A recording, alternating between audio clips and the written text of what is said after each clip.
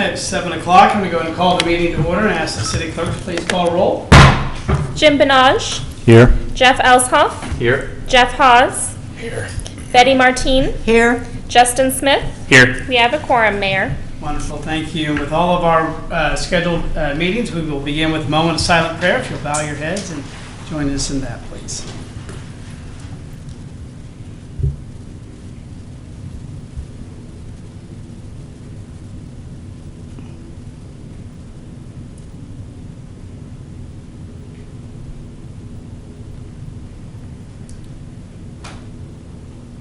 Amen. Now please rise and join us in the saying of the Pledge of Allegiance to the American flag.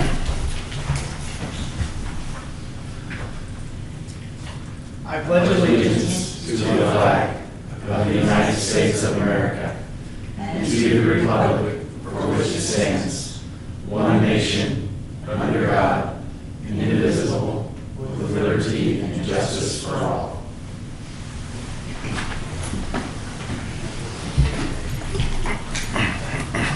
I want to welcome everybody to the May 1st regularly scheduled meeting of your Bel Aire City Council. It's great to see a full room here tonight. And looking out, good, I'll recognize a few. We have a couple former City Council members here with us tonight, Ken Lee and Guy McDonald, and I see a former Mayor Gary O'Neill here. So welcome to all of you. With that and all the other guests, and to all of you watching at home as well. Tonight we do have some presentations we're going to make. We have 4 different proclamations. We're going to look at replacing a dump truck and also adopting the water conservation plan, and look at a review committee for picking an engineer firm, and we will close out, and I'm going to kind of give a little talk on the vision and where we want to go as a city. So that is what is all on our agenda this evening. But the first thing to come before council this evening is the consent agenda, which consists of the minutes of the April 17th, 2018 City Council meeting. Mr. Mayor? Yes. I ask that we review the consent agenda for an omission. I think it was probably just inadvertent, but Mr. Schmidt from the Planning Commission on page 9, it was omitted that he had made a statement to plug for the Bel Aire Breeze to review for legal notices, and I think that should be added back into the minutes, please.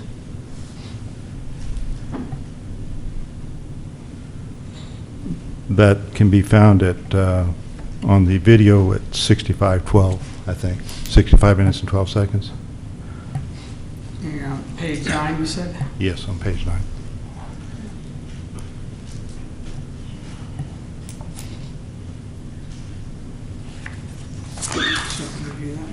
Yep. Okay.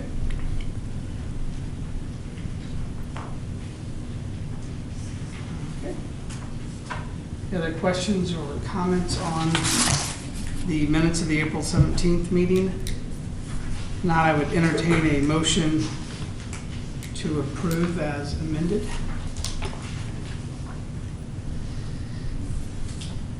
Or a motion to approve as is. Mr. Mayor, I'll make a motion to approve it, the consent agenda as amended. Second. First and second, are there any questions or comments? Can you just state your revision one more time for me? I'm not Okay. seeing that. So on page 9 of the consent agenda, Mr. Schmidt from the Planning Commission spoke, and it was omitted that he had made a plug for the Bel Aire Breeze, and that that's where legal notices are found. Oh, okay. Thank you. Or just simply adding the fact that Mr. Schmidt said we have those in the breeze, okay.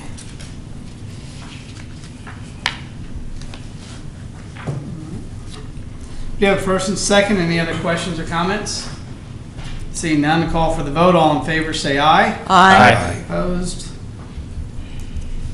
Next is appropriations 2018-09. This is in the amount of $407,520.54. Mr. Mayor, Yes. I move to approve appropriations ordinance 18-09. Second. First and second, any other questions or comments? All in favor say aye. Aye. Opposed, same sign.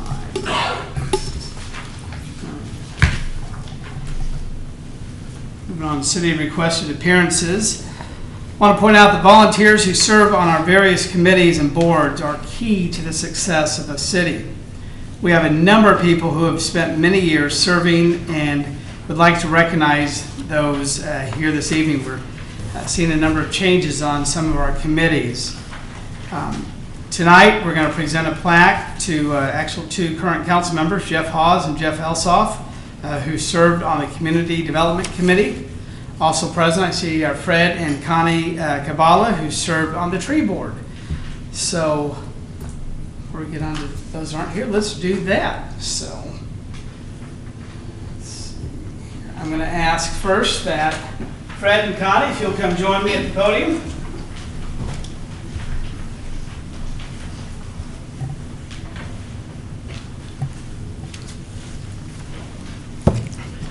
Did you bring any cookies? Connie cooks. She's a really good cook, she's got to point out. So, yeah. Well, guys, I'm sad to see you leave the tree board, but really appreciate all the years that you've served on there and the time that you've given. We just celebrated Arbor Day on Saturday, and we're, 22 years now as a Tree City USA, which is something we need to be extremely proud of, and it is as a result of dedicated members from the tree board. So with that small token of our appreciation for the 5 years that you served on the tree board, we have a plaque, and it's not that often that we have a husband and wife on together, and it's so great to have you together, and we know we'll see you around. But Yeah, on behalf of the city, I want to thank you for your service. Thank you so David. much. Thank you.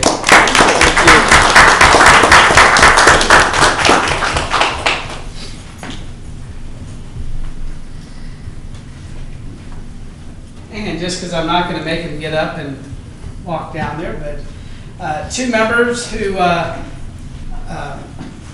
they left the Community Development Committee because they got elected to the Bel Aire City Council. And we see a number of elected officials who come from the different committees that we have, the volunteer groups. So tonight I want to recognize Jeff Hawes, who served for, and Jeff Elsoff. They both served 2 years each on that Community Development Committee, and saw it go through some changes and a lot of growth and some things, put it on a great path to success for now and the future. But with that, we'd like to present each one of you with a plaque for that.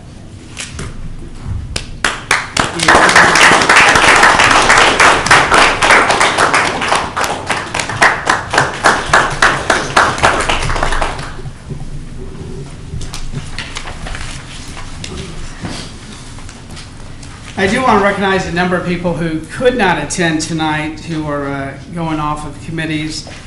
Joe Woodward, Chris Jones, and Ben Woolburn. They were all on the Community Development Committee. Diane Martin also was on the Tree Board, and Craig Pumphrey on the Planning Commission. And we also point out Ellie Scope left the Planning Commission, or Utility Advisory Committee, I'm sorry, last month. So we appreciate all of our wonderful volunteers. That I do want to ask, is anybody in the audience here representing Older Americans Month? I did this because it's what it says here. I'm not. That was really big. They're not going to admit it. They're not going to admit it, huh? Okay, yeah. Let's see here. What about for Building Safety Month or National Police Week or Building Safety Month? Public I already said service that. week. Public Service Week, I'm sorry. Okay, if not, I'm going to read the proclamations from the bench and we'll enter them into the record then. Excuse me.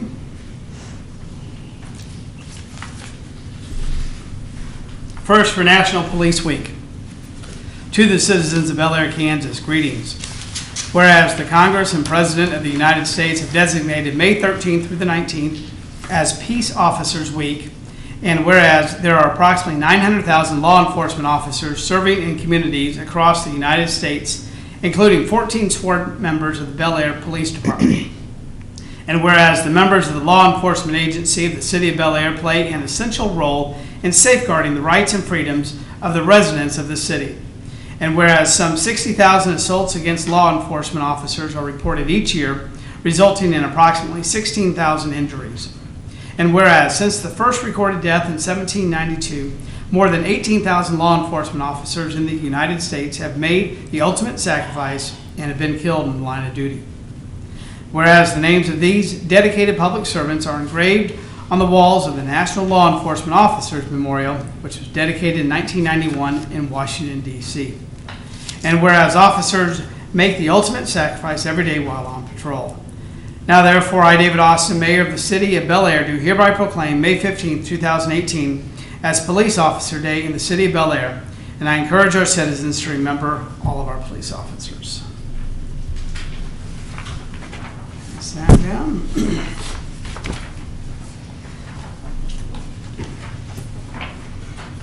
So next is public safety or public service. To the citizens of Bel Aire, Kansas, greetings.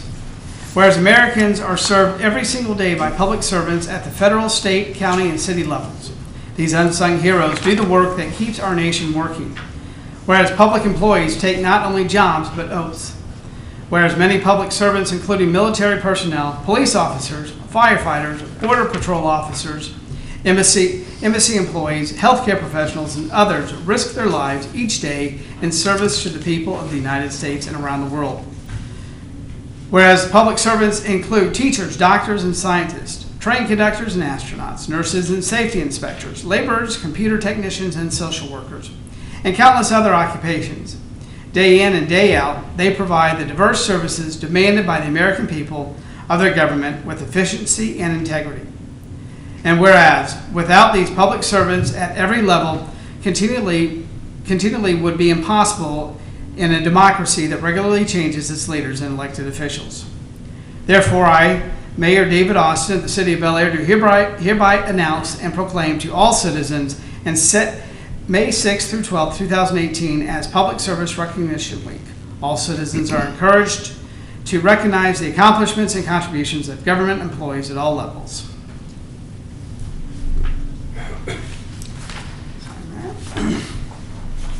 Next is Building Safety Month. Whereas our city's continuing efforts to address the critical issues of safety, energy efficiency, and sustainability in the built environment that affect our citizens both in everyday life and in times of natural disaster give us confidence that our structures are safe and sound. And whereas our confidence is achieved through the devotion of vigilant guardians, building safety and fire prevention officials, architects, engineers, builders, laborers, and others in the construction industry who work year-round to ensure the safe construction of buildings.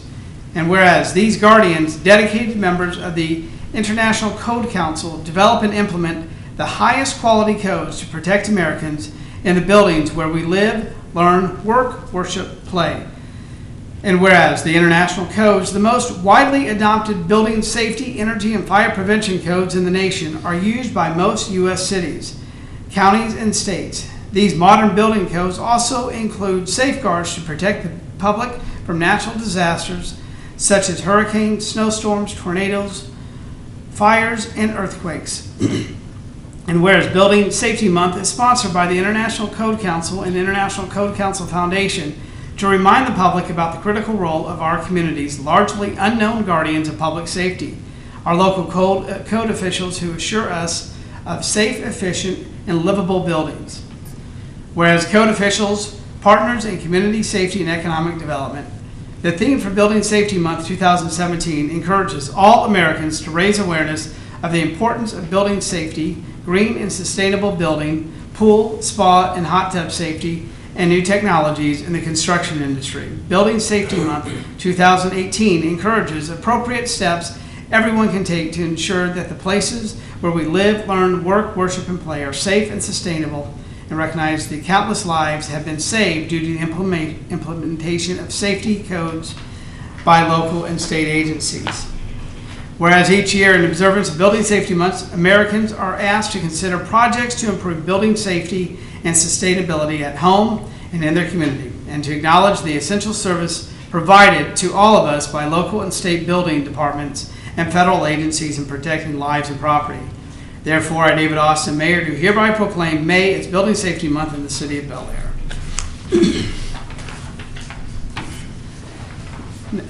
Next is Older Americans Month to the citizens of Bel Aire. Whereas Bel Aire is a community that includes citizens aged 60 and older, and whereas the older adults in Bel Aire are among of our most treasured resources, united by historical experiences, strengthened by diversity, and interpreting events through varied perspectives and backgrounds to bring wisdom and insight to our community. And whereas increasing numbers of adults are reaching retirement age and remaining strong and active for longer than ever before. And whereas the older adults in Bel Aire deserve recognitions for the contributions they have made and will continue to make to the culture, economy, and character of our community and our nation. And whereas our community can provide that recognition and respect by improving the quality of life for older Americans by increasing their opportunities to remain active and engage in community life, providing individualized services and support systems to maintain the dignity, independence, and self-determination of older Americans as they age, combating ageist attitudes by honoring their past, present, and future contributions. Therefore, I, David Austin, Mayor, do hereby proclaim May 2018 to be Older Americans Month. I urge every citizen to take time this month to honor our older adults and the professionals, family members, and volunteers who care for many of them. Our recognition and involvement of older Americans can enrich our entire community's quality of life. Pass those down.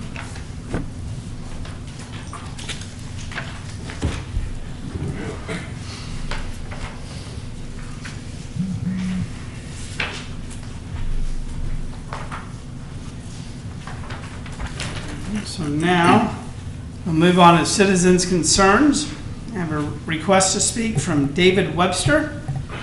If you'll come to the podium and state your name and address. My name is David Webster. My address is 4731 North Prestwick Avenue, Bel Aire, Kansas. And I basically wanted to express my beliefs along with Bill, the people who spoke the last city council meeting in reference to the 9 lots that are going to be developed or being planned. I think 1,500 square feet minimum is too low. I think they need to be 1,700 like the rest of, if they're going to plan on going into the HOA. We were told a lot of those lots would not be built because they're in the floodplain. I also believe that with all the dirt that's been poured on that lot that's there on Rock and 45th, that is actually going to change a lot of that water. And I don't think that was taken into consideration. That's it. Thank you so much. Is there anybody else wishing to address council this evening? I'll turn in my card, I'm sorry. It's all right if you can state your name and your address. My name is Bill Martin, and the address is 5095 North Remington, which I think I can see from here. I am to talk about the same thing as Mr. Webster. I'm a retired engineer from Tulsa, civil engineer, and I've been here 2 years, and I heard about this just recently from the paper. What I wanted to state is that it would be important to design for a 500-year flood rather than the typical 100-year flood. And I based that on what happened in the 70s and the 80s in Tulsa when we had 2 500-year floods. The way that happens is a low-pressure front comes in and stalls over your city. And when that happens, you usually get like 3 inches of rainfall per hour for hours and hours and hours. And that's how you get these ridiculous floods. So if this consideration of additional housing in a smaller size is to be considered for that location, maybe a 500-year flood would wipe out your design considerations. So that's what I have to say. Thank you very much. Anybody else in the audience wishing to address council this evening?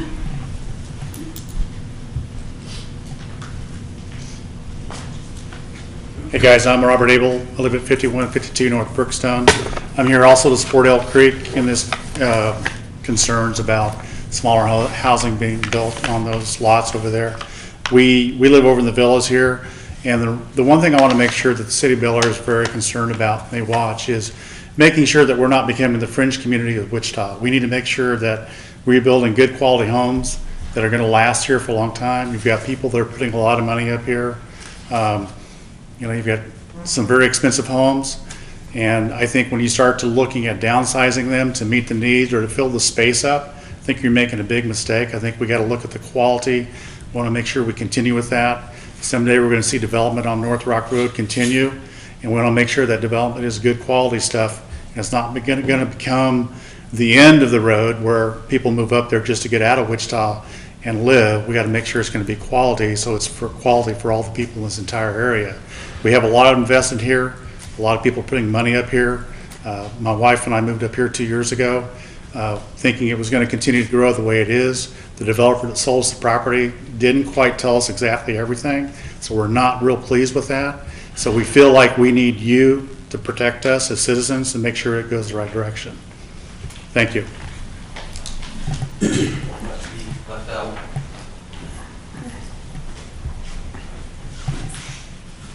I knew Ty was waiting for this moment. I'm David Keel at 5146 North Brookstone. I also live in the villas. I'm also quite active. I'm the president of the HOA there. You'll see that I think of all of the areas here in Central Park, we're probably one of the most active with enforcing our rules. We actually have one group of homes that's over $40,000 in fine, and another one's over $30,000 in fines. And we have done we still pursue to make sure that they follow the rules and they adhere to them. And we have believed that in the letter of the law of the covenants of each area is to be fulfilled and to be adhered to. And to sit back and say, these are 1,700 square foot homes, and I watched last month saying 1,170 was what was recommended. That's outrageous. You're going to turn a neighborhood in which each one of our residents pays approximately $7,000 in taxes to the city of Bel Aire and Sedgwick County. Now you're going to be saying, okay, we only want to do 2,000 or 1,000 from these people and put these homes in that are going to be substandard, and you're going to be lowering everything. People are all of a sudden not going to take the same pride in their property. Take all this into consideration. We came here for a reason. I've been here for 2 years. I left College Hill, fell in love with this community. It's the first time I've been in Bel Aire, and my wife said, you've got to come see this neighborhood. You just aren't going to believe it. And I've talked to Ty about coming in from Woodlawn, and there's some houses that aren't meeting the covenants and haven't for almost 2 years now. And you have a covenant officer that really needs to be enforcing that. I mean, a lawn, there's been one house that hasn't had a lawn since I built here. So you can't say, I mean, that's not my neighborhood, but I'm just letting you know. It's painting a picture, and if you want to put in that entrance on that south side, these smaller homes that are being the same size as the garages of some of the other homes in Elk Creek, it's not going to be sitting there saying, I want to jump in there and put another $400,000, $700,000 house or $1 million home that just went in over here on the lake. Keep that in mind, please, when you think of it. Thank you very much for your time.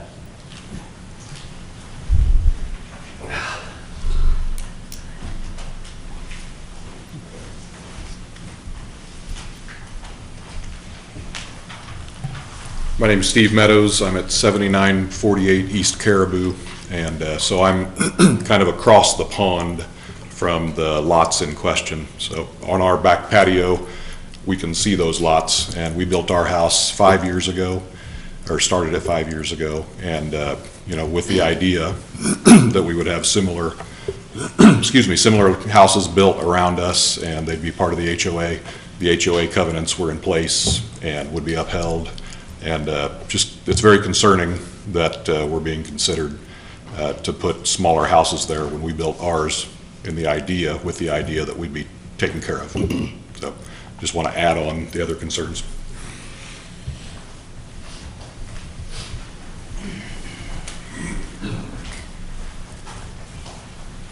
I filled out a card. I'm Gary O'Neill. I live at 4967 North Hillcrest.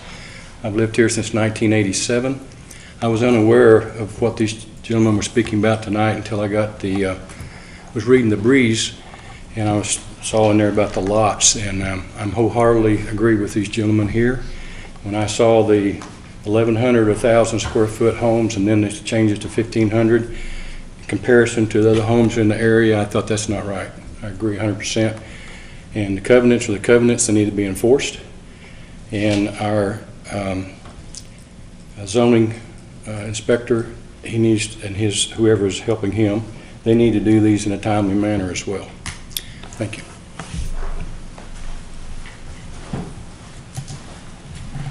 Is there anyone else wishing to address council? Do appreciate all of your comments coming here, and just want to let everybody know that after our last meeting, we did have a meeting on April 24th with some of the city staff and some of the members from the Elk Creek neighborhood over there to kind of see if we can't come up with a plan. Our plan is to come up with a solution that works for everyone. I want you guys to know that, and I appreciate the comments about how maybe they weren't aware that homes are going to be built there, but the original plat always did call for homes on there. I will tell you, after our meeting and talking with our engineer there, we anticipate probably looking at a development agreement that's going to incorporate some of these covenants, from the HOA, looking at a larger minimum square foot. And we certainly want to keep those design standards. So just want to let you know that those are in the works. We are having ongoing conversations. Again, looking for a solution that's going to work for everyone is our number one goal there with those 9 lots. And we actually, originally we're going to talk about that on May 17th, and we've actually pushed that back to June 5th because we want to make sure that the right thing is done for everybody, including the entire city. So with that, but I do appreciate all of your comments, and please know they're heard. Thank you with that. With that, we're going to move on to reports, and I will start with Councilmember Jeff Hawes, who is battling laryngitis this evening. So I have no report, Mr. Mayor. Okay. Mr. Benaj? Yeah, a couple things. One is I want to commend the city staff and our public works for the work they did on Denise Park. My wife and I went by there the other day, and it looks very nice. So that's a great job. I also want to commend Ann for taking the leadership on the 53rd Street project and making sure that we get that done right. She discovered some problems from the contractor, and that's very good. That's why that street has not been open, if you haven't heard. So she's trying to do the right thing. So that's a very good thing. And lastly, attended the Arbor Day Tree Board planning and recognizing the Lions Club. You had a presentation of the Lions Club there. I was favorably impressed with the work that they do. I knew they did some things with the city. I was not aware of the amount of things that they do for the city. So that's a very good thing, and it is much appreciated. So thank you. Councilman Martinez? Well, I also attended Arbor Day last Saturday. There was a large crowd, and thanked them for all their hard work. They had a slideshow. It was very interesting. I also filled in at CCUA for the mayor on last Thursday? Thursday. Yep. And May the 10th through the 12th is the Senior Club garage sale over on 41st Street at Marvin Kessler's house. So anybody that could stop by, they've received a lot of items and furniture from some of our members that have passed away, so it'd be a good time to go over there and see if you could buy something for your grandkids or even your own house. I think that's all I have, Mayor. I have no report this evening. Mr. Elsoff. Mr. Mayor, I just wanted to report on attending the CCUA, that's the Chisholm Creek Utility Authority board with Councilwoman Martine. And I just wanted to let the citizens know that our meeting consisted of basically the business of managing risk. One of the concerns we have for the next year, especially this summer, is the risk of the potential of a drought and what that could mean for us. Right now, with the wells that we have and everything we have in place, everything is looking good, and we passed some measures to do some preventative maintenance on one of our wells. Our budget for the year is on target where we are after the first quarter. We've purchased some new equipment that'll help with sewer and water delivery. We got some instruction on some of the equipment, or at least education on how the aeration equipment works for the water treatment plant there. And things are just humming along there well. So I just wanted to let the citizens be aware of those things. Thank you. Thank you so much. I want everybody to know that it's an honor to attend the Arbor Day celebration on Saturday. I joked with our president, Gary Northwall, that he scheduled it for indoors, and we had probably the prettiest day that I can remember that we've had for Arbor Day in many, many years. In fact, I'm looking out here, I remember the year before, then Councilmember McDonald actually had a big sign in his SUV telling people we're indoors because of just the downpour. It was just crazy for that, but we did keep it indoors and got to hear from Bel Aire Lions Club President Andy Horner, who shared a really nice slideshow that Councilmember Martine spoke about, highlighting a lot of the things the Lions Club does for this community, that a lot of things that go unnoticed, I think, and contributions that they make to this community at zero cost to our citizens for that. So did want to thank them for that and encourage everybody to look at the Southern Magnolia that's planted out at the Rec Center in honor of the Lions Club and we are a Tree City USA for the 22nd year in a row, which is something to be very proud of. And did want to let the public know, let council know up here that I will miss the next meeting on May 15th. That's when the ICSC conference at that time. So with that, and we will now move on to our city attorney. Thank you, Mr. Mayor. I just wanted to report about a postcard that some residents may have received.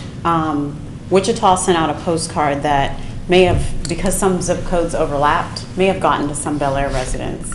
The postcard was just explaining that in the summer dog bites are more frequent, and also explaining restrictions on certain types of dogs in Wichita. Well, Bel Aire is different. Bel Aire citizens need to know that unlike Wichita, our animal code does not have any specific breed ban when it comes to dogs. So all breeds are welcome unless a dog has been determined by a court-like or a city enforcement procedure to be a dangerous dog. And so an owner would know if their dog had been determined a dangerous dog. Those dogs are not allowed in Bel Aire. Also, in Bel Aire, all dogs are required to be registered. All dogs over 5 months must be registered. Newly acquired dogs must be registered with the city of Bel Aire within 30 days of ownership. And the owner must provide proof of current rabies vaccination. Obviously, that's a safety issue. There are licensing fees citizens should know about. Spayed or neutered dogs, the fee is $10. Unaltered dogs, the fee for those is $50. And a citizen can register in person at City Hall. Our city clerk oversees that process online at the city's website, or participating veterinary clinics, Heartland Animal Hospital, North Rock Hospital, and Willow Bend Animal Hospital, all are places where a person could register their dog. And if anyone has more questions, they're welcome to contact the City of Bel Aire, and at the attention of Stacy Cook, our city clerk. Thank you, Mr. Mayor. City Manager? Thank you, Mayor. Just wanted to report on all the events that took place last Saturday. It was busy in town, but everything went well, I think. Appreciate the patience of the citizens because there were some roads and intersections that were closed. We had the police department had the prescription drop-off. They had 58 people drop off about 124 pounds, so had good results there. The Parkinson's Run went very well that Catholic Care sponsored. We only had the road closed to about 30 minutes for a short distance, and people had alternate routes they could take. The biking, walking, I don't remember who sponsored that, but it left a loft and then went up Oliver and then over 37th, so they weren't really affecting much of Bel Aire other than 37th and Oliver. And then of course Arbor Day, everything went very well. Like I said, appreciate all the community support in those. I did want to mention that this doesn't happen, and it's not why we do things, but when other communities have emergencies or situations that take place in their community, a lot of times other organizations will send help. And if you remember last year, there was the Highlands wildfire up north of Hutchinson in Reno County. And our chief actually took an evening and went up there and relieved the sheriff so that he could go home and get some sleep. And then chief came back, and of course, you know, we do that for anybody that's in need, and in hopes that if something would happen here, they would come and help us. And the only reason was just to give the sheriff some time off and ability to sleep, and they actually, Reno County actually sent us a check a week ago for $2,440 as reimbursement for that. So that was nice, a great partner that they were to us to send us some money for that. Obviously, it's not why we did it, but it was nice to get a recognition for that. And then this Saturday, we have the Community Electronics Recycling and Shredding Day. That is here at City Hall, be from 9 to 12. And that's one of the things that the Lions Club support and do a great job of that.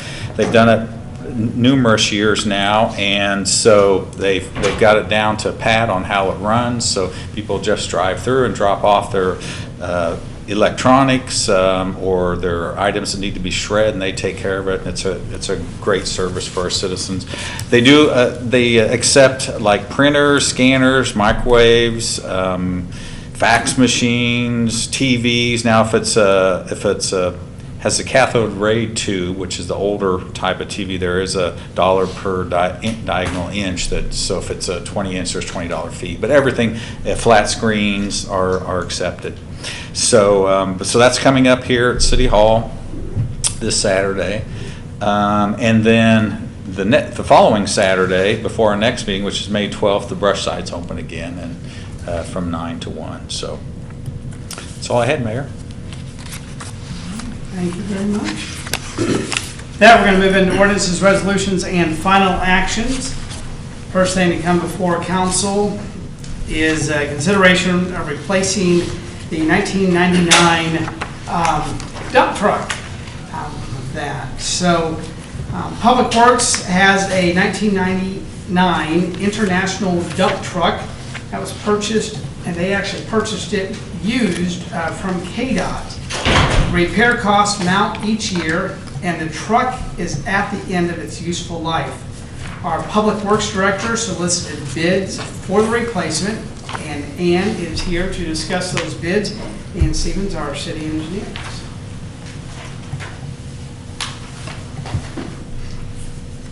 For any of you in the public that is wondering, the truck that is on the screen is not the truck that we are looking at replacing. The truck we are looking at replacing is bright orange. It's nicknamed the Pumpkin because of its color. Recently, we had the instrument cluster go out on the Pumpkin. It's going to cost about $1,900 to replace. It is sitting idle depending on tonight's decision. When that instrument cluster went out, we also did a thorough review of the pumpkin, and I have some pictures here showing some rust that is on the truck right now and is pretty dangerous, so I will send those around.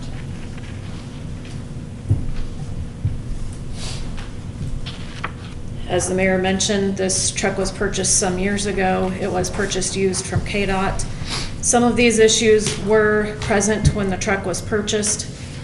The purchase was made before my time, so I do not know the reasoning behind the purchase. I'm sure there was some very valid reasons behind it. It has been a very good truck for us. We've used it quite a bit, but it is nearing its it's nearing the end of its useful life. Last couple of years, we put about $16,000 into fixing the truck to keep it serviceable. The main reason we did that was we were coming up on the winter season and needed the two large trucks for snow removal and winter operations. So that's why those were fixed, but now it does need to be replaced. With the instrument panel gone out, it's not drivable at this point for us. We have looked on Purple Wave, the auction site, and it appears that we could get between $8,000 and $10,000 for that truck, that we've seen similar trucks on that site go for. Regardless of the condition, we have very good luck selling vehicles and other equipment on Purple Wave, so we should be somewhere in that range. My only question is, do you have a preference of which of these two trucks that you put up here before us? No, sir, they're both very good trucks. We have no problem with either brand.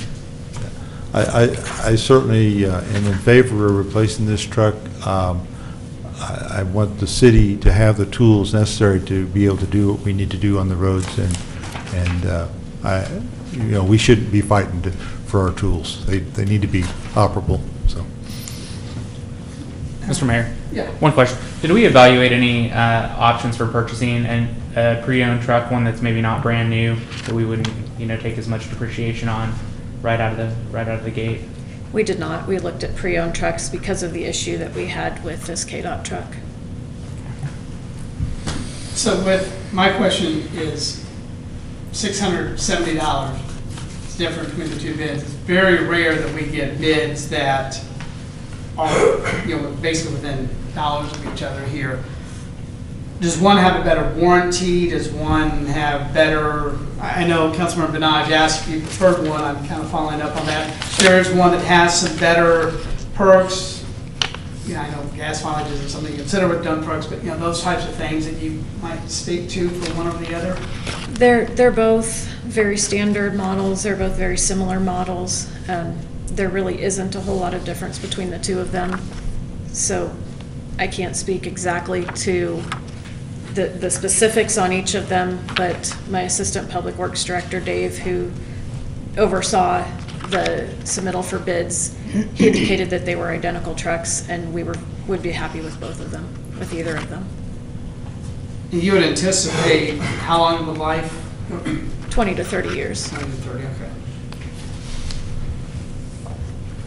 We're only voting for one, right? Correct. We only have the money for one. Yes. Mr. Mayor. Yes. And on this international, I think it has a lot of extra working stuff on it that maybe our guys haven't used before. Are they going to give us a training on that? Yes, ma'am. So they'll train one guy or all of them? They will come out to the site and provide, I believe, a half day of training on the truck. And for anybody who's available, it's probably easier to have one guy get very in-depth training on it, so he can get the one-on-one and then train others, but they will all be present for that. Because some of this stuff that says as specified and complies with, I don't think we had that on the other trucks, right? Correct. So as long as they get training on them of how to use the equipment, etc., I have no problem with it. Yes, they will be getting training. I did notice on the Freightliner, it said delivery date was December 31st. There's a very long lead time for these trucks. So would we be able to get the International sooner? I believe they are both the same, very similar lead times. Yeah. I'd be willing to spend $600 more because December 31st, especially if we want to get this before winter. Right. Yeah. I can double check on that. I don't have it on the top of my head, Right. but I can double check on that. And if one is sooner than the other, then we can certainly go with the sooner delivery one. Mr. Mayor? Yes. You were recommending the International, correct? Correct. Mr. Mayor? Actually, no, it was the Freightliner because it was about $600 cheaper. I thought in your report you recommended the other. I neglected to bring a copy of the report with me, so. It's an International that they're replacing. We are replacing the International, that is correct. Okay. And with the report, it was a little confusing because the report has a total of $184,000 for the vehicle, but the spreader had a brine attachment with it. That was an extra $20,000. We went into both submittees and asked for a cost for just the spreader unit without the brine attachment. And that's what brought it down, that $20,000. What's the brine attachment do? Wichita and Sedgwick County pre-treat their streets with brine in the winter. It's this de-icing liquid, and so that's what it would do. That's not a complete system. We would still need to purchase tanks and mixers to be able to make the brine, but that system would allow us to, with some additional cost, to pre-treat our roads. So with the Freightliner, it'd still be December 31st before we could get it? Yes. That is my understanding. They don't have one in stock, or? These are not in stock units. Well, I guess if When you we can't get ordered- it till then, you can't get it. When we ordered the spreader last year, it did take about 6 months to get it in. So Can we use that spreader on this one? that spreader is being used on the the other light one? truck. So question, as the trucks are equipped, I mean, some of these are add-on equipment. Correct. So it would be possible to get the trucks sooner if we allowed them to bring the add-on equipment later? I can certainly ask. Okay. It is a possibility, but I don't know for sure. It would need to go back in to get that additional equipment added on. So that'd be my recommendation, given the fact that we're only talking $600 difference, whichever one you can get sooner. Okay. I mean, that's my recommendation, but. Mr. Mayor, I have a question. Do we use these trucks year-round, or are there periods of time where they're sitting idle for long periods, or? No, we use them year-round. We use them during the summer, spring, summer, fall for hauling dirt, for water main breaks, for hauling sand and gravel, for our dirt roads, for hauling mulch to around the various places. In the winter, they're mostly used for snow and ice operations. You mentioned that we're looking at selling our current, even our current trucks, including the pumpkin, through Purple Wave. And you mentioned that we did not look at used options. Is that right? That is correct. I think we need to look at the used market or see what's available. I'm pretty apprehensive about looking at purchasing a brand new truck right off the bat without at least looking or getting bids for used options. And along with that, I'm curious also if we could look at the equipment that we have, the attachments to the truck as well.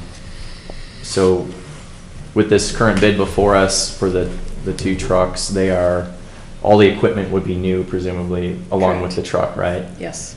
I think we need to have some more options that give us kind of a middle ground, at least with the budget. Okay. And then also, you mentioned the new truck would give us 20 to 30 years of life. if we can ask, or if we can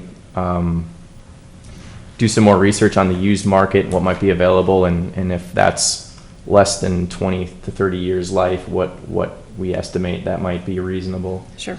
I definitely would like to have that as an option. Certainly. I will definitely get my staff working on that, and we'll have some options for you at the next council meeting. Mr. Mayor, I can concur with those comments. I absolutely agree with Councilman Benaj's comments that I want our staff to have the tools that they need to get the job done effectively. But $160,000 is a really large chunk of change, and if we have any options that might be more cost effective than purchasing brand new, that would be my preference as well. I'd like to just ask a couple questions related to that. If we delay this purchase, obviously not seeing this truck until December, best knowledge we have right now. Correct. What happens at the interim? We have, 7 months before that? Even if we Correct. ordered it today, we're looking at 7 months before we see that truck.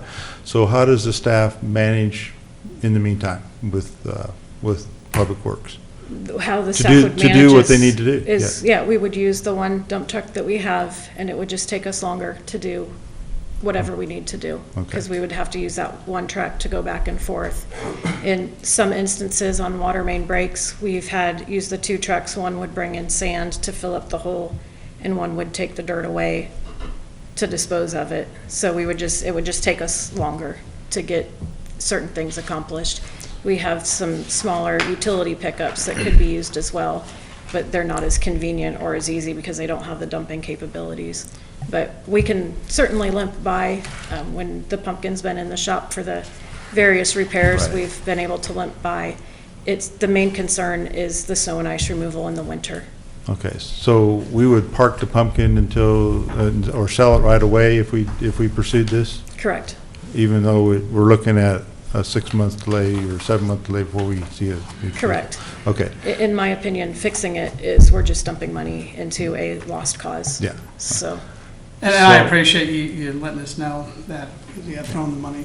down. So I'm just curious, the opportunity cost there is pretty high, okay? And I appreciate Councilman Elsoff and Councilman Smith's concern for the budget, but I'm very concerned about the opportunity cost that we're losing here if we delay this. Now, I don't know what that is, but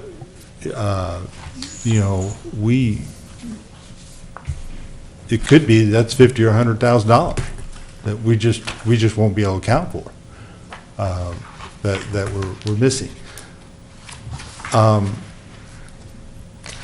I guess my view is I'd like to see us move quickly on this. If we're going to look at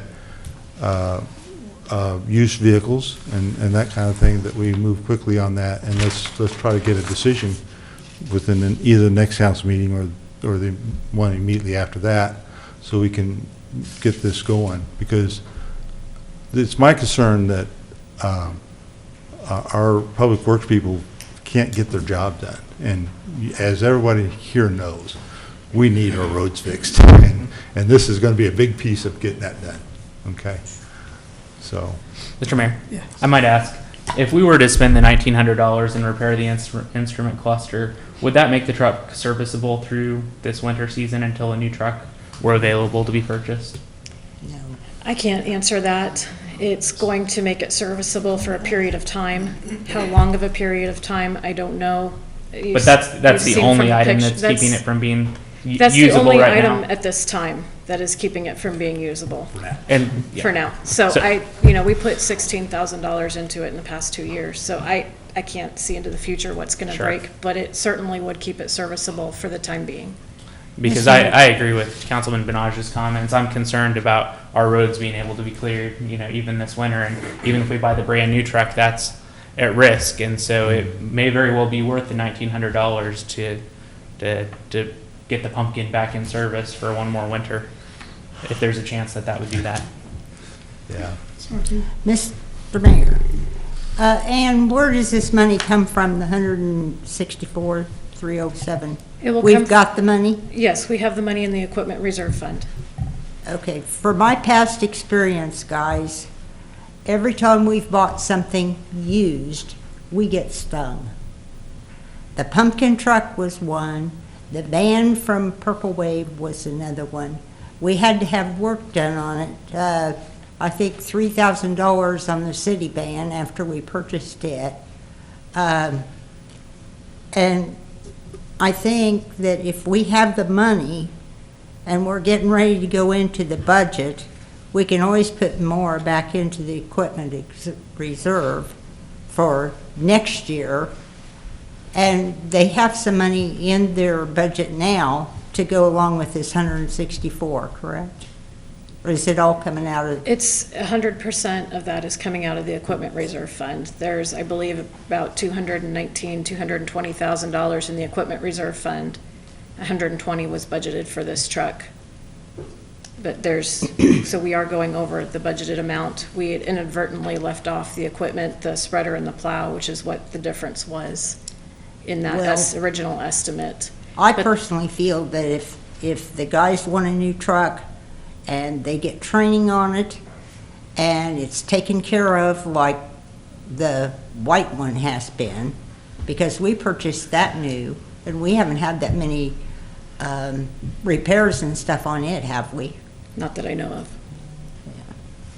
So, I don't know, it's like buying a used car. You don't know what you're getting.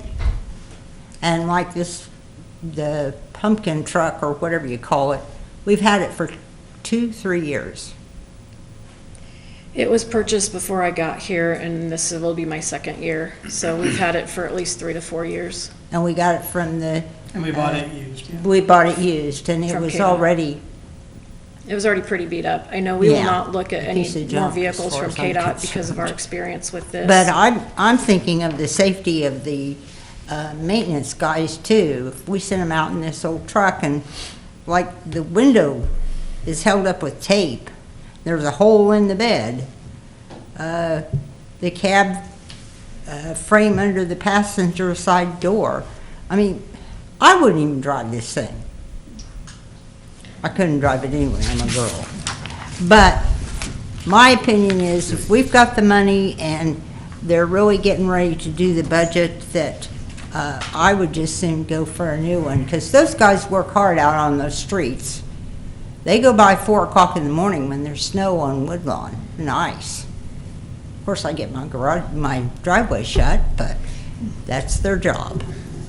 And I just really assume that I'd rather spend the money and get a good truck, have them take care of it with the maintenance and all the equipment that's listed in this packet that you gave us, instead of buying somebody else's problems.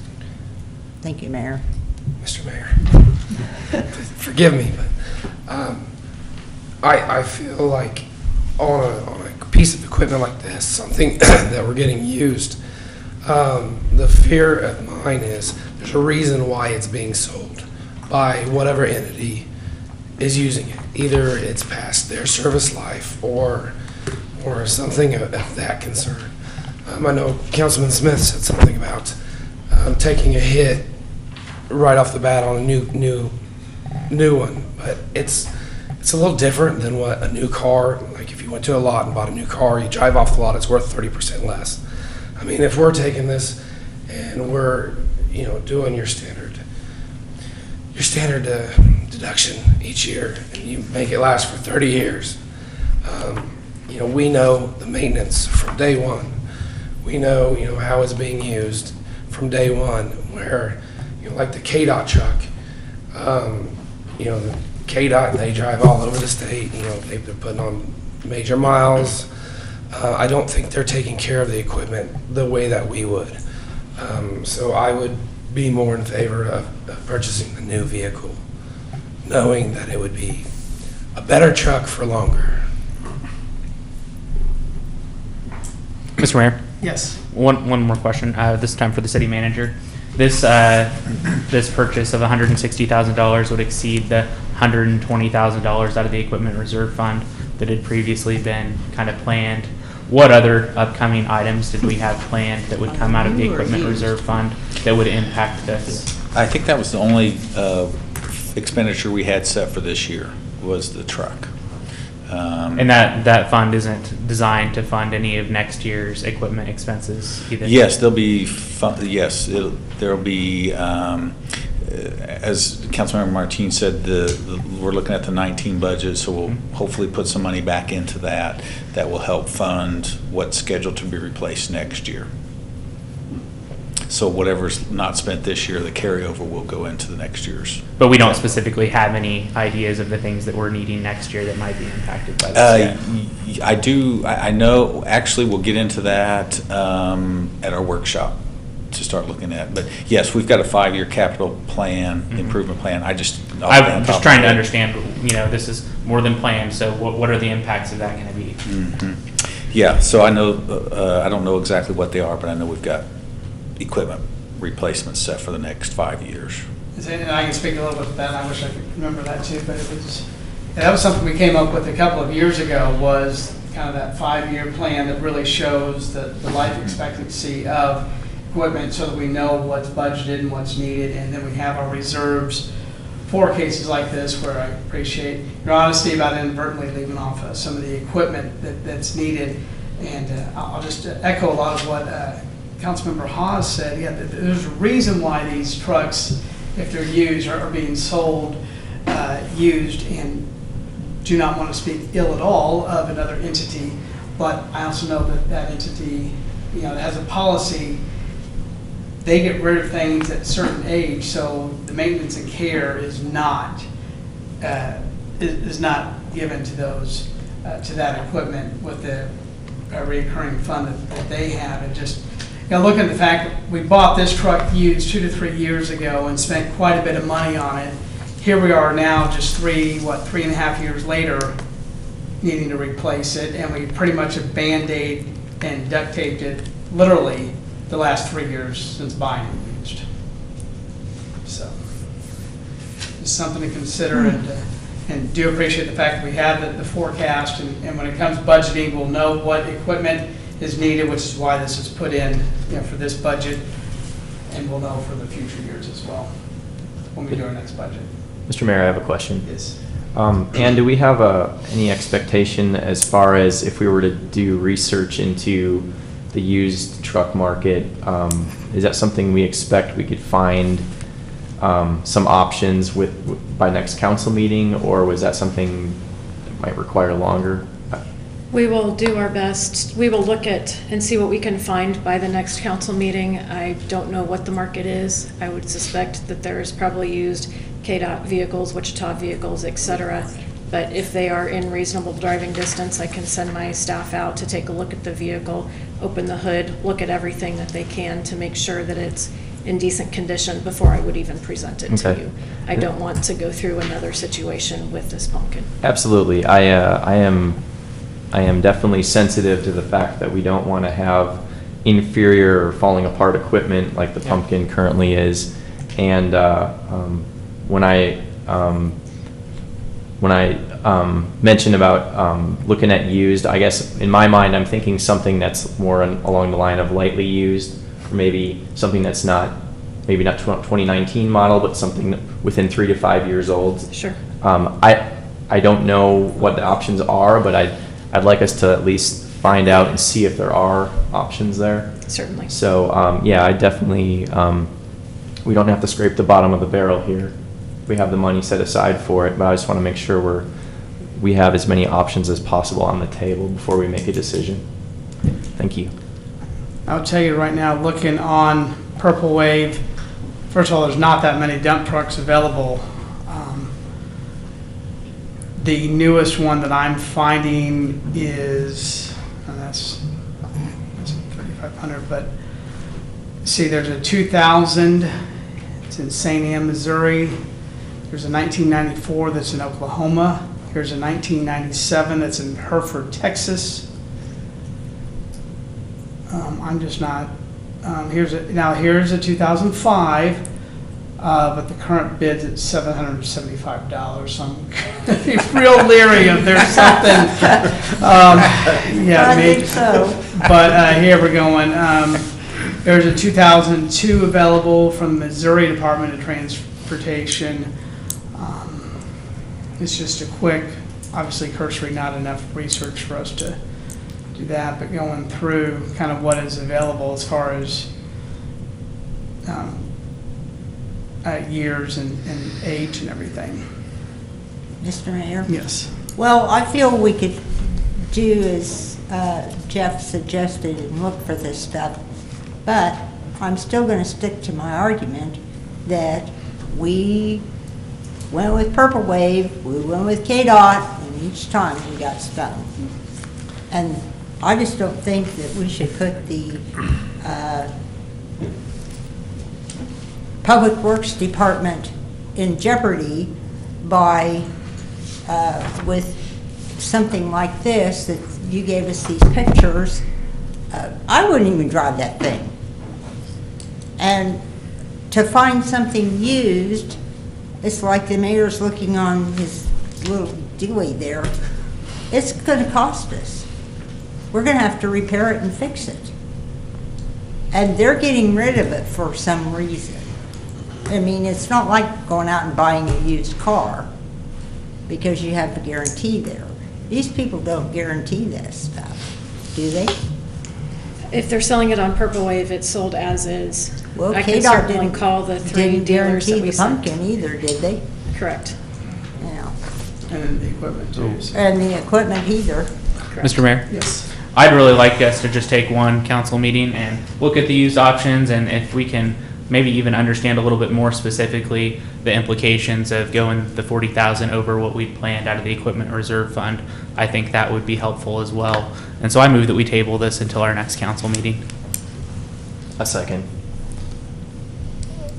I'd like to just add two comments about the, one is the pumpkin, I don't think if we even spent the $1,900 would be safe because this has a hole in a firewall. That right there is a huge safety issue. Carbon monoxide getting in the cabin is going to kill somebody. That's not cool, okay? So I'm not in favor of even trying to patch the pumpkin at this stage, okay? But that being said, I'm willing to go along with looking at some time. 1 week, or 2 weeks, I guess it is. Do you have a motion on the floor to table item A with the second? Are there any other questions or comments? You gonna say why we tabled it? No, we need to specifically say why, do we? No, I think it was captured in, Yeah. prior to the motion to use table. look for used equipment. Yes. That's what Mr. Smith had said. All in favor, say aye. Aye. Opposed? Mr. Mayor? Yes. May I have some direction as far as how far the council would like us to travel to that's investigate very some of fair, these yes. trucks? That's a good 10 question. miles. I can tell you there are no used trucks available within 10 miles. Well, Yeah. I don't know. I will certainly call the three companies that we sent solicitations to see if they have any used vehicles, but looking on Purple Wave, I do want to make sure that we get down and look at these vehicles before anything is done, so we avoid issues as much as possible. Mr. Mayor, my thought would be that we shouldn't go, to the ends of the earth to find a used truck, but, within whatever you guys think is reasonable, I think that you should use your best judgment there. Mr. Mayor, I have a 250 miles suggestion. reasonable? Mr. Russell? Oh, I was just going to say, probably nothing beyond the bordering states of Kansas, Okay. perhaps. That So seems within a reasonable. couple of hours? Sure. Okay. Other questions or comments? Mr. Mayor. Sorry. Mr. Hawes? Also, if you could check and just make sure if one of these on the new would be sooner delivery Sure. than the other, that would help a lot. Certainly. I will get a delivery date on those. On both of them? Yes. Thank you. Anybody else?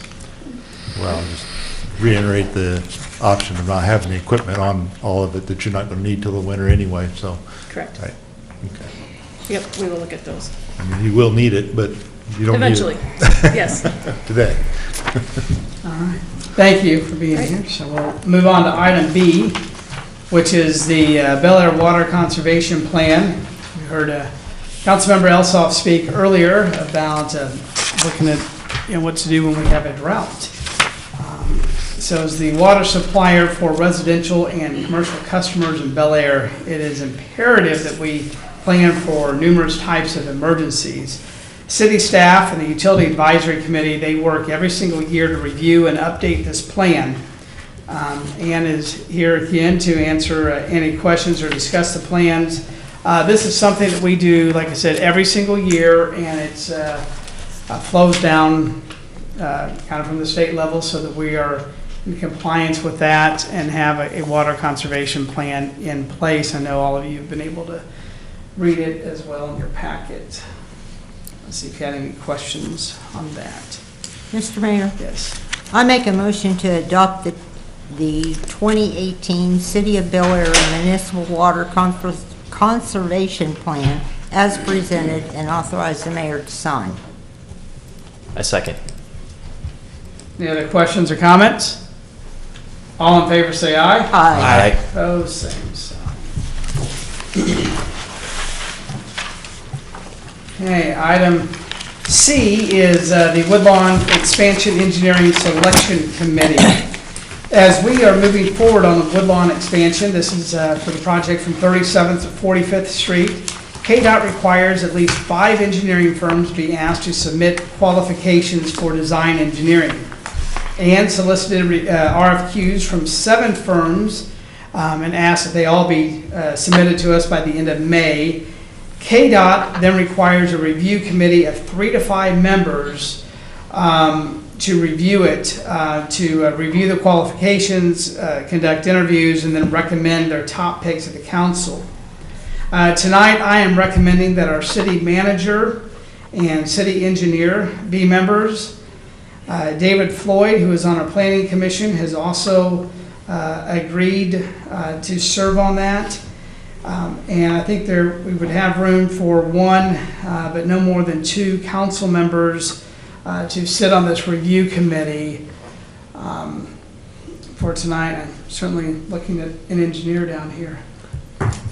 Well, Mr. Mayor, I was gonna suggest Councilman Benaj and Councilman Hawes, both of them, to be nominated to join this committee. Is that a motion? I didn't make a motion. I just thought. Well, we have 2 names that have been floated around to go along with my recommendation so far, I think, right? Right. Okay. So I'm open for discussion or your reaction. That's all I have. I would accept that.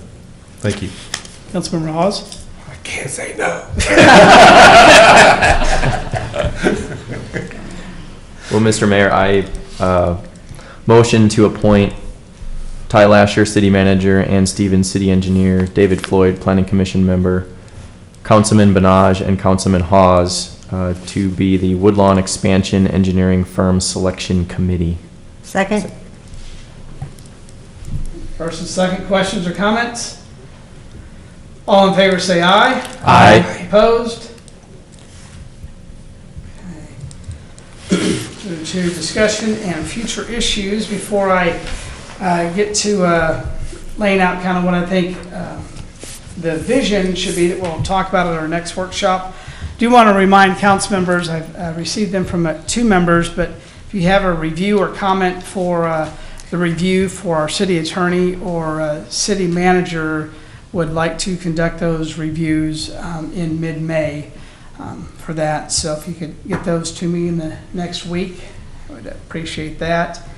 We've also had a couple of conflicts that have come up with the next Tuesday scheduled date, and we're wondering if Monday, May 7th or Wednesday, May 9th would work. Mr. Mayor? Yeah. Wednesday, May 9th would work for me. I have a conflict on the Monday. and May 9th works well for me. Anybody else? I do have a conflict on Wednesday. You do, okay. Just seeing where the dots add up. Okay, well, So I would favor Monday. Would there be an option for Thursday? No. yeah, Thursday's I not can't gonna make work, Thursday. so.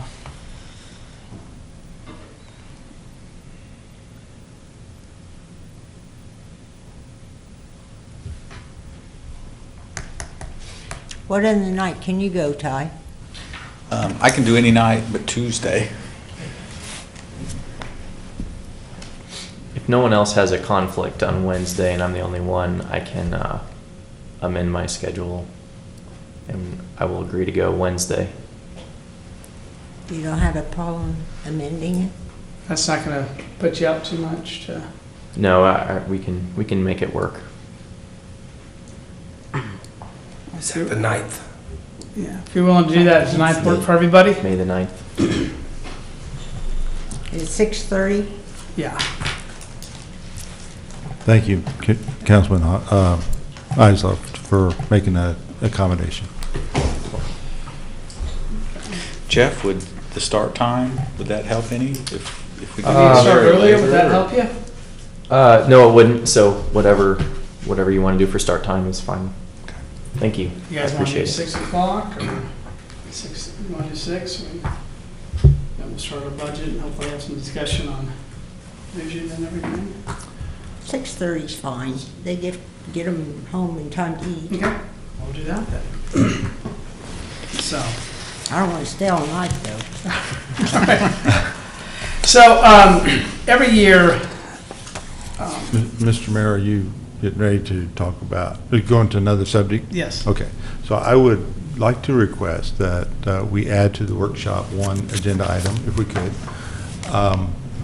I have the distinct feeling, and I think other council members have expressed some things like this about some of the ways that we're communicating as a city, and I would like to have a discussion and review of our communication policies and how we're doing that, communicating with the public, making sure that we're being open and transparent with our communication. Certainly have that. Is there anything else that you want to come to? We're going to start the budget, right? Yeah, we'll start the budget discussion. I might just ask one clarifying question on that agenda item. Is that more specifically around communication of city events, or is that more around communication of city planning, like the master growth plan and zoning things, or? It's more the latter, but not just that. There's been a few items come up that look like they're just communication problems that, and I'm not faulting anybody, and I hope that nobody takes any offense to it. I just think that we need to have an open discussion about how we're communicating and what's our process and how can we improve that process. Okay. I think that's a great idea. I just worry a little bit worried that maybe the topic was too broad, and I was trying to kind of understand a little bit more specifically where we're headed with that. If you have a couple specific examples that you could bring, that would be at the workshop. Yeah, I'd be happy to talk Yeah, about it in the great. workshop. Yeah. Okay. Anything else for our workshop agenda? We'll move that to Wednesday. Okay. Then I'm going to close out tonight's meeting. Every year, usually in January, kind of do a state of the city address. And we talk about all the numbers, how many people have attended our events, and how many people have come to, swim in our pool, and how many new houses we've had, and all that. And I know we've talked a lot about that. Of course, we had 4 brand new city council members that came on board in January, and you can see we wanted to wait just a little bit. So this is not anything official, but we've had a lot of conversation about our vision for the city, kind of maybe even a mission statement, what it is that we want to do as a council. And as I mentioned a couple meetings ago, that I would lay out what I thought or some ideas that we could have some good discussion about at our workshop. So with that, I will jump into it. Last Tuesday at a meeting right here in City Hall, a citizen and I were discussing vacant home lots when he said, quote, "If it hasn't sold in years, you need to ask yourself, why isn't it selling? And what do you need to do to make it more marketable?" I appreciated his questions, and even though it was about a string of home lots, the same questions could be asked about our vacant land as a whole. We have been seated as a governing body for nearly 4 months now, and the majority of our conversations have centered on two key components: the land debt and street improvements. It is obvious to me, and I assume the citizens and our staff, that these should be the top two priorities for our governing body, and I want to address them here tonight. I agree that these are two extremely important priorities that should be at the top of our list. I am proud, let me say very proud, of what our city has accomplished with this land debt, and I ask that you dream with me tonight, dream big with me about the time when this will no longer be a budgeted item. I also want to thank the 4 new members for asking fantastic questions at our meetings. I know together we all want what is best for all the 7,000 Bel Aire citizens. We were at a recent senior club meeting when I shared something along the effect of that being mayor can be fun now, and that maybe it wasn't just a few years ago. Let's begin with street improvements. Over the last 5 years, the city has spent $2.6 million on streets. These include projects such as 53rd Street, 45th Street, Gunnison, Edgemore, Hedgerow, and a few others. In the next 5 years, our city engineer has identified $1.2 million in high priority improvements that need addressed, meaning $240,000 a year. Nearly half of what we have budgeted is addressing these needs. In order to bring all of our streets back to excellent condition, that would run close to $15.9 million or $1.6 million per year. Yes, we have streets in need of repair, but I challenge you to find a city that doesn't.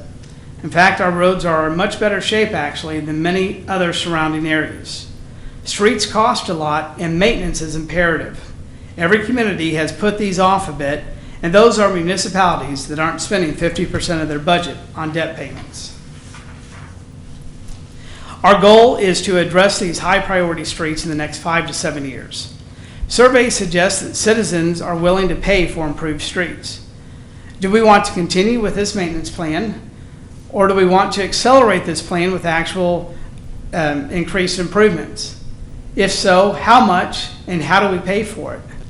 One option is to cut from another department's budget and add to the street fund. But what does that do to the department that receives cuts?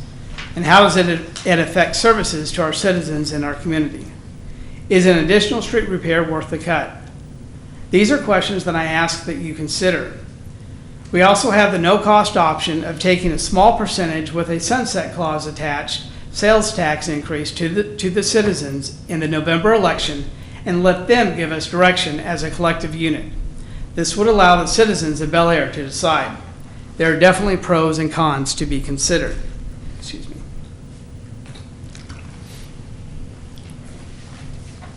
So now on to the land debt. We all know the history. Land was purchased, the option was exercised, making the citizens responsible for the land and the creation of CCUA with associated debt payments. And then just a few years ago, requiring a $6 million tax increase to stay afloat. This was after deep cuts to staff, projects, and services. Thanks to careful management by our finance director and city manager, the city has managed. As a result, we have not had to raise the mill once since then, and the total debt has decreased. This has allowed monies to go towards projects that have been kicked down the road when we were in survival mode. For example, road improvements, equipment upgrades, like we talked about tonight, and other important needs. We have the smallest staff of any city comparable to ours in the entire region. They all do amazing work, and I was happy we were able to give them a small increase last year. I said this wasn't going to be an official state of the city, but if it were, I'd tell you that Bel Aire is doing really well, and we need to remember that. I'll say it again. We are improving and growing and keeping the mill levy steady. This is not by accident. 5 years ago, one of the first things the city did while in the first year of survival mode was invest in the Commerce Park. If it were not for that, roughly 120 acres would not have been sold and built upon, which has saved roughly $100,000 a year in carrying cost. In addition, those parcels contain businesses valued at $45 million. And you can see the slide that's up there now showing all those. And like I said, I'll make sure you guys all get a copy of this. Instead, thanks to the investment in roads and infrastructure, partnerships with Sedgwick County, as well as Kansas Department of Commerce and Kansas Department of Transportation, the park boasts 300 acres of shovel-ready parcels. 53rd and 45th Streets were paved between Webb and Greenwich, paid 100% by the county. A $1.2 million rail siding was installed and paid for by a grant from KDOT and Bootsy and the Kansas Department of Commerce, costing the taxpayers nothing. Increased planning and marketing efforts generated more than 100 acres in land sales, resulting in over $4 million going towards land debt. In addition, 8 new businesses are being added to our tax base, employing more than 500 workers. Having a diverse tax base filled with residential, commercial, and industrial helps keep property taxes low and service levels consistent. I ask you to imagine with me what it will be like when the city is out of land debt, by way of prudent investments and planned growth. That is what I want. Right now, at this very moment, we are managing the land debt and still operating a pretty efficient and growing city. It has taken many years to get to this point. So now we need to address the crossroads that we are at and determine which way to go. This shows the past and future payments required. You can see this, well, it'd be hard to see that for you guys, sorry. But those, I'll just tell you, those past numbers are ugly, but the future is bright. In 2017, we refinanced our debt and lowered the interest payments by half, saving $2 million. The payment structure going forward is level and consistent with our ability to pay. The debt is no longer limiting us in providing essential services and improving our city on a daily basis. In my opinion, we have 3 options to consider, but these are just my top 3. I'd like at our workshop next week to hear suggestions and options from the 5 of you as to what you see as solutions, so that together we can cohesively outline a vision, hope, and plan of where Bel Aire will be in 5 years, 10 years, 15 years, and beyond. Option 1, as we continue on the path we are on today, the steady as she goes plan, as I call it. This works, as the numbers show, and the city is managing and still growing. But it will be 2034, 16 years before our land is paid off. This works with steady and continued growth patterns. Option 2 is my least favorite, but it has been suggested that we sell off to an investor or at auction. It's my least favorite option because we lose out on planned growth essentials, and we will never recoup anywhere near what the citizens have paid for the land. Also, this land has been for sale for over a decade. We've had a couple of investors who have bought a few small parcels. Yes, it helped pay down some of the debt, the overall cost on those parcels, but they are still sitting empty, and the city hasn't gained much at all other than just simply not owning it. All but one of us sitting up here just came off of a campaign season where aggressively attracting new land buyers was at the forefront of most conversations with the citizens. There's a lot to be proud of in Bel Aire over the last 4 years. Bel Aire has been the fastest growing city in Sedgwick County. You know, our population now sits at 7,214. Last year, I attended the International Council of Shopping Centers conference with 60,000 of my closest friends. The theme that I heard over and over again in many different voices as I went there to have conversations with other economic development persons and mayors and city managers, etc., is that retail is the catalyst for economic development. I want to repeat that. Retail is the catalyst for economic development. But we have not been able to attract retail because we don't fit many of the formulas investors and developers use when deciding where to build and invest. While our rooftop numbers continue to climb and our traffic counts have remained pretty steady, what we need to attract developers and investors is a good site. While we have the surrounding areas and traffic from 254 as a major marketing opportunity, we don't have the natural gathering spot. That is what is needed. Some may argue retail is dying and no sense in investing in brick and mortar. While a little bit of that is the truth, retail areas that are thriving have reinvented themselves with mixed-use buildings and natural gathering spots.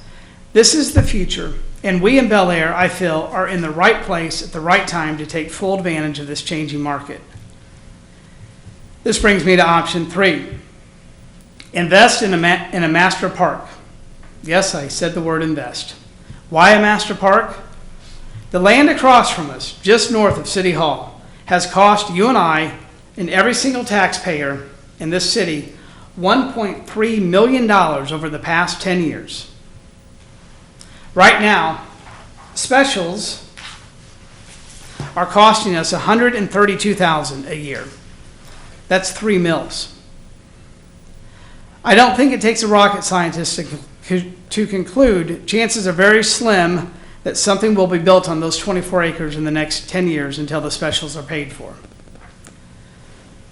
So since we have paid for it and are going to pay $1.2 million over the next 10 years, and retailers are telling us and our partners at John T. Arnold that natural gathering spots will increase the likeliness of them coming to Bel Aire, I am recommending we adopt this plan. Yes, this means possibly some additional debt. I'll put that out there. I hate debt. But like the Sunflower Commerce Park, I feel this is the next vital investment we can make to catapult us out of debt and into a much better financial situation. I know that sounds like a complete dichotomy, and you may be saying I'm crazy. But you have seen it will take another 10 years and $219,000 just in interest alone that we will pay. Debt's a long process. But placed by strategic planned growth, increased property values, which increases the assessed evaluation on it, making the land more valuable, our city is growing and the growth has increased our total assessed value. This has allowed us to keep property tax rates level while providing service and investing in our streets. I'm betting on Bel Aire and believe this park will allow us to grow at a faster rate and pay for itself due to the growth. And you can see the slide kind of with the assessed values in there. This park will allow commerce to develop while giving citizens and their family a place to gather, a place to listen to concerts, enjoy outdoor events, maybe enjoy some ice cream in one of the many dining places. Because we will have commerce, I'm proposing a CID district to help further fund this goal. The CID district will allow sales tax generated by the shops near the park to be used on paying any debt related to the building of the park. Phase 1 of the park would cost roughly $1 million. This would create a debt liability of approximately $90,000 a year. Once businesses are established and generating sales tax, those revenues can be used to pay on the park debt. It's important to note that commercial property tax is calculated based on 30% of their appraised value. Houses only pay 11.5% of the appraised value. And that revenue then lets us do things like build this park and continue to improve streets, equipment upgrades to better serve our citizens. Is it a sure bet? No. There's no real guarantees in life except for being born and knowing that one day we're going to meet our Maker. I believe this is the time to invest in our future and create something attractive for our citizens, at the same time greatly improving our chances of seeing commercial come to our city. Commercial is going to start out slow, and it's going to take some incentivizing to get the ball rolling. That is how the world works today. In fact, potential retailers often ask me in the first 5 minutes what incentives we can offer. We need to be attractive as possible to potential commercial outlets. I don't want the city council in 10 years from now to be saying things like, We should have done that 10 years ago, but more like, thank goodness they did that. Again, I use Sunflower Commerce Park as a real-life example. My thought process says it is about time we stop paying for vacant land and find a way to make it profitable for the city. We're never ever going to recoup what has already been paid in carrying cost. And we wouldn't be able to do that if someone came along today and bought all 20 acres at the asking price. In 2.5 weeks, I'm going to attend the ICSC conference again, and we'll have some real discussions. Now, I'll have those discussions knowing that we don't have the riverfront, we don't have a historic downtown to reinvest in, but instead a vision for the future with a planned master growth plan in a unique situation that is ready to become something special. We will talk with family entertainment possibilities that aren't currently in this market. We're doing great in industry and residential. It's retail and commercial where we are severely underserved. Our city is oversaturated with non-tax paying entities. Schools, public and private, churches, church-operated senior care facilities are all fantastic community members, but pay zero in tax revenue to the city. Commercial properties mean a permanent tax base, which is why I'm suggesting we begin at least the first phase of the park plan in the very near future. I believe this shows we are thinking strategically, and it shows we can be the vision for the future. Heck, we're already spending the money and getting nothing in return. Let's reverse this return on investment. Past governing bodies didn't have this golden opportunity that we have in front of us right now. I know you all probably have a bunch of questions running through your mind. And again, these are just my ideas, but I'm the mayor. You are the governing body, and just the fact that we can have this discussion and look to the future is a beautiful thing. I believe we can do both priorities, continue budgeting for road improvements and invest with the bond in phase 1 of the master park without raising 1 cent in taxes.